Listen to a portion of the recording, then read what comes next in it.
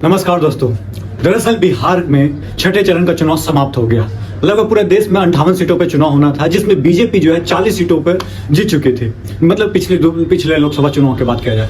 अब बात करते हैं, हम बिहार पे आते हैं। बिहार में छठे चरण में 8 लोकसभा सीटों पर चुनाव हुआ। मैं आपको बता देता हूँ, वाल्मीकि नगर, पश्चिमी चंपारण है, पूर्वी चंपारण है, शिवहर है, वैशाली है, गोपालगंज है, सिवान है, महाराजगंज है। दरअसल अब वोट परसेंटेज की बात किया जाए तो बिहार में औसतन जो है इस बार भी कम ही बोला जा सकता है कि वोट परसेंट पड़ा है। मैं बात करूंगा, सबसे पहले मैं आपको बता देता हूं कि वाल्मीकि नगर में 2014 में जो वोट पड़ा था 61% वोट पड़ा था। वहीं पे 2019 में 61.88 और 14 में था 61.80। पश्चिमी चंपारण की बात किया जाए और इस बार पड़ा है 58.25। समझ जाइए कि 3% अप्रॉक्स जो है कि कम पड़ा है। वहीं पे हम पश्चिमी चंपारण की बात किया जाए तो इस बार पड़ा है 59.75। 14 में पड़ा था 60.49 और 2019 में पड़ा था 61.97। आप आंकड़े समझने की कोशिश कीजिए कि जो लहर था 2014 में 2019 में, वो लहर पे इम्पैक्ट तो पड़ा है, पर क्या इतना इम्पैक्ट पड़ा है कि सत्ता परिवर्तन हो जाए? ये बारी बारी से हम लोग डिस्कस करेंगे एक एक करके। पूर्वी चंपारण की बात किया जाए तो 57% वोट पड़ा है। 2014 में था 57.16 और 59 था 2019 में। मतलब पूर्वी चंपारण के वोट जो है 2014 का मतलब कि अप्रॉक्स उतना ही रहा है। शिवहर की बात किया जाए तो शिवहर में 56.30 इस बार पड़ा है 2024 में। 2014 की बात किया तो 56% वहां भी था, उस समय 56.73 था। 19 में 59.40 था। आप समझ सकते हो कि बहुत ज्यादा था 2019 में। गोपालगंज की बात किया जाए जो कि वीआईपी के पास गया है 50%, 50.70। ये आंकड़े जो है एक 6, 6.25, 6.5 के आसपास का हो सकता है कि आंकड़ा इसमें कुछ इजाफा भी कर दे। सिवान की बात किया जाए, हाँ गोपालगंज की बात किया जाए तो 50.70 और वहीं पे बात किया जाए 2014 में तो 54 पड़ा था, 4% 2014 से कम। और 19 में 54.70, सॉरी 55.50। अब 19 से 5 कम पड़ा है गोपालगंज में।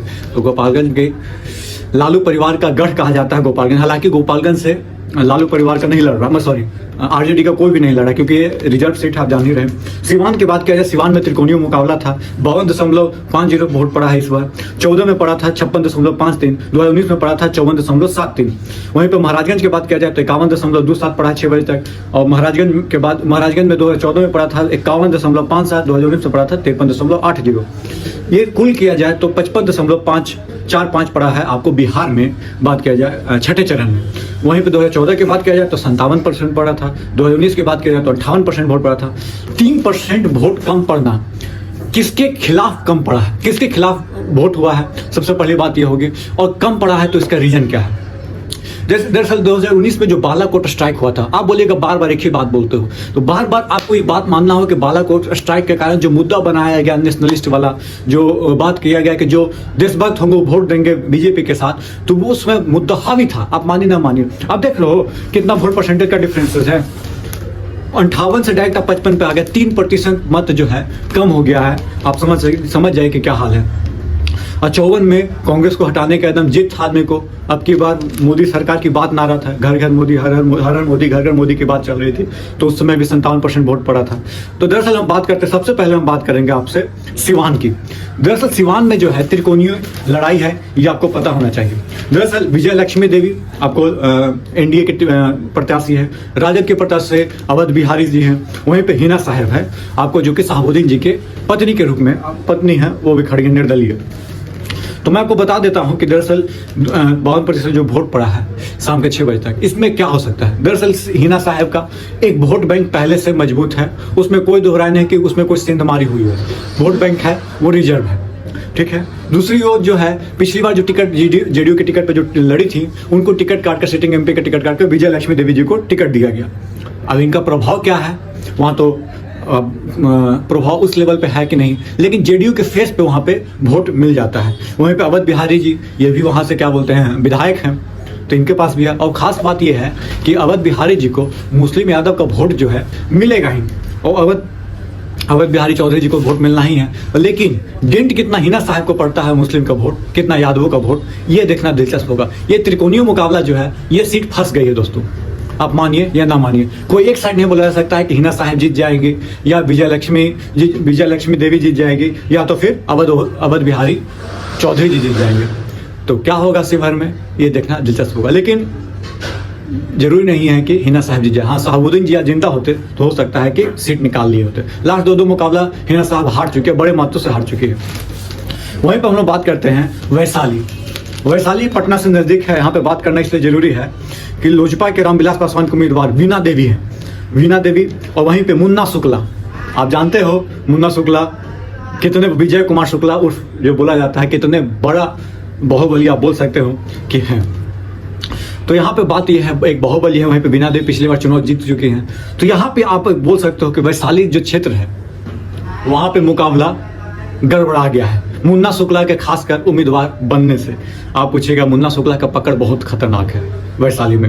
और वैशाली में पिछली बार क्या थे, आपको इनके खासम खास जो चुनाव लड़ रहे थे, क्या बोलते हैं, राइट हैंड जो थे, नाम मैं भूल रहा हूँ, तो अब वो भी राजपूत समाज से थे। अब मुन्ना शुक्ला जी राजपूत तो है नहीं। दरअसल वैशाली में राजपूत भर से भूमिहार का चुनाव बना दिया गया है मुन्ना शुक्ला के आने से, जो कि छोटन शुक्ला को आपको पता होगा वो कुख्यात अपराधी के रूप में थे।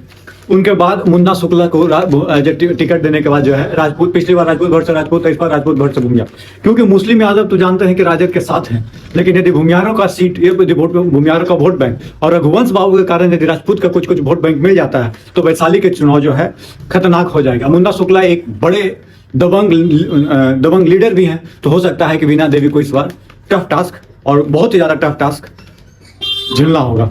हो सकता है कि चुनाव कहीं बड़ा उलटफेर न देखने को मिल जाए, खासकर वैशाली में। अब हम बात करते हैं, आपको जो हॉट सीट है उसके बारे में चर्चा करना बहुत जरूरी है। दरअसल मैं बात करूंगा आपसे संजय जायसवाल की सीट, क्योंकि यहाँ से पश्चिमी चंपारण की हम बात कर रहे हैं। यहाँ से संजय जायसवाल एक तरफा तीन बार से जीतते आ रहे हैं, और एक तरफा मदन मोहन तिवारी जी लड़ रहे हैं, लेकिन जीत हासिल नहीं किया। उनका चुनाव का जो हारने का जीतने का जो डिफरेंस है, बहुत बड़े मार्जिन से संजय जायसवाल जी जीतते हैं, जिसमें कोई दोहराय नहीं है कि संजय जायसवाल जी के इस बार सीट ये निकल सकता है, कोई दिक्कत नहीं है। आपको पश्चिमी चंपारण में मनीष कश्यप जी को खड़ा होना था, वो तो चले गया बीजेपी में, चलिए कोई बात नहीं। अब हम बात करते हैं आपको शिवहर सीट, लवली आनंद और रितु जायसवाल वाली सीट, ये भी हॉट सीट मानी जाती है, तो ये भी आपको चर्चा करना बेहद जरूरी है। दरअसल लवली आनंद आपको पता है कौन है, आनंद मोहन की पत्नी। आनंद मोहन जी कौन है ये बताने की जरूरत होगी नहीं। उसके बाद हम बताते हैं आपको रितु जायसवाल, ये भी आपको नाम जो है चिर परिचित है। तो दिक्कत यह है कि शिवहर की लड़ाई जो है बहुत ही खतरनाक हो चुका है दोस्तों, क्योंकि कुएं का पानी की हक की बात जो हो गई, इससे क्या हो गया, अगड़ा बनाम पिछड़ा की लड़ाई हो गई। अगड़ा बनाम पिछड़ा की लड़ाई में कौन आगे निकलेगा ये आपको पता होना चाहिए। लेकिन लवली आनंद का वहां पे वर्चस्व जो है बहुत अच्छा खासा है, खासकर आनंद मोहन जी का। तो आनंद मोहन जी को एक लीड आप दे सकते हो, चाहे वो राजपूत समाज हो चाहे कोई भी समाज हो। वहीं पर रितु जायसवाल जी हैं, तो आगे बनाम पिछड़ा करने की बाकायदा कोशिश भी हुआ है। तो देखते हैं कि आने वाला समय में शिवहर किसके तरफ अपना ज्यादा विश्वास दिखाता है, आनंद मोहन की तरफ कि रितु जायसवाल की तरफ। ये मैं आपको बता दिया। वहीं पे गोपालगंज सीट आपने वीआईपी को दे दिया है। यहाँ पे आलोक सुमन भट्ट से प्रेमनाथ चंचल जी चुनाव लड़ रहे हैं, तो आई होप कि गोपालगंज जो है जेडीयू निकाल ले जाएगी। अब हम बात करते हैं, सिवान हो गया, महाराजगंज की बात करते हैं। दरअसल महाराजगंज में है आकाश कुमार सिंह और जनार्दन सिंह। आकाश कुमार सिंह कौन है, आपको इनके लड़के क्या बोलते हैं, अखिलेश प्रताप सिंह के, बिहार के, जो कांग्रेस कहती है। तो यहाँ पे चुनाव जो है अच्छा खासा महाराजगंज में हो सकता है। राजपूत भर से भूमिहार की लड़ाई यहाँ भी है, तो देखना ये होगा कि होता क्या है महाराजगंज में। अब हम आपको बताते हैं वाल्मीकि नगर। दरअसल वाल्मीकि नगर में बहुत अच्छा चुनाव हो रहा है, सुनील कुमार और राजद के दीपक यादव के बीच में। तो वाल्मीकि नगर दरअसल नेपाल से एकदम टच किए हुए बॉर्डर पे है। तो यहाँ पे अभी हाल ही में प्रचार प्रसार करने गए थे तेजस्वी यादव, तो माहौल बहुत ही अच्छा खासा देखने को मिला था। अब वाल्मीकि नगर भी देखिए 40 में से 39 सीट तो जेडीयू के पास है। तो हमको लग रहा है कि ये 8 सीट जो चुनाव हुआ है वहां पे आपका जो सीट फंसता हुआ दिख रहा है, एक शिवहर का सीट है जो कि हो सकता है कि कांटे की टक्कर है, सिवान की सीट कांटे की टक्कर है, लेकिन एक आपको क्या बोलते हैं आगे आप दिखाई देगा जेडीयू तीर छाप। ये बात मानिए नहीं मानिए, सिवान में तीर छाप आगे दिख रहा है, तो पश्चिमी चंपारण में बीजेपी आगे दिख रहा है, शिवहर में लड़ाई अच्छी है, वैशाली में मुन्ना शुक्ला आरजेडी के पक्ष में आप कुछ जा सकता है, आप ये बोल सकते हो। गोपालगंज छोड़ दीजिए, सिवान छोड़ दीजिए, महाराजगंज जो है वहां पे देखिए आकाश सिंह क्या कर पाते हैं। वाल्मीकि नगर में थोड़ा सा ऊपर नीचे हो सकता है। अब देखिए वहां का ज्यादा डिटेल नहीं है वाल्मीकि नगर में का मेरे पास, तो मैं उस पर ज्यादा चर्चा नहीं करूंगा। ये रहा बिहार के 8 लोकसभा सीट के बारे में मैंने आपको बताया। आप कहां से बिलोंग करते हैं प्लीज कमेंट बॉक्स में कमेंट करके बताइएगा, और कौन सा सीट जो है आपके मतलब कि जीत रहा है, वहां से कौन प्रत्याशी जीत रहा है, ये भी कमेंट में कमेंट करके बताइएगा। धन्यवाद। जय हिंद, जय भारत, जय बिहार।